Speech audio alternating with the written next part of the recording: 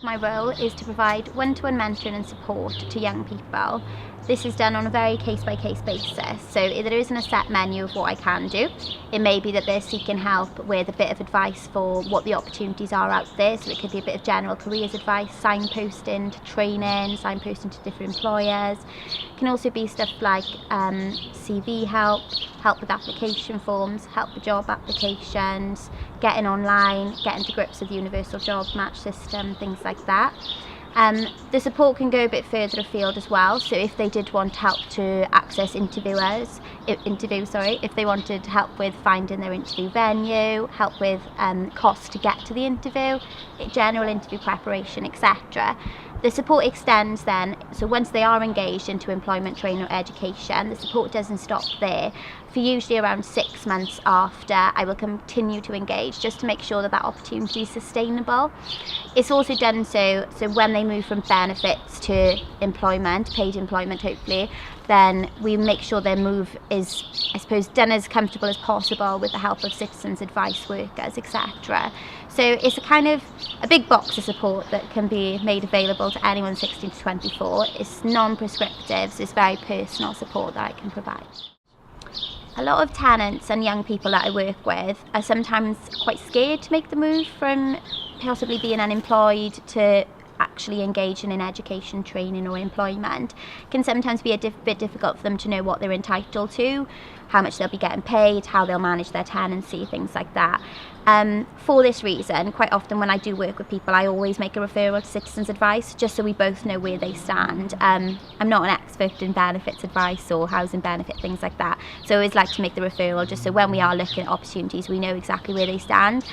I think sometimes as well, a lot of the young people, some of the tenants I work with do have quite low aspirations, maybe from previous experiences, negative experiences in school possibly, but we try and avoid anything they've done previously. We try and build off it and try and take some positives, but just build upon it so that they do know what they can actually achieve. And it may be in 3-4 years down the line they get to where they want to be, but we just try and make sure that all the negative thoughts and experiences they've had before are used in a positive way, but kind of forgotten about as well, so then we can make something positive of their lives.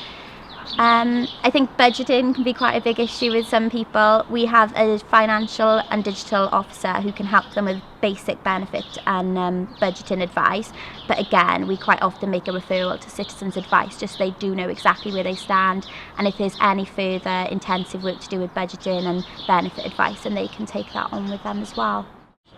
In order to help people move closer to employment, training or education, we work very closely with other organisations. That could be anyone from the Job Centre, Want to Work, SOVA, who do a lot of work with parents, Prince's Trust, who do a lot of links with young people who want to get into education. We also work as well with tenancy support team, drug and alcohol teams, etc.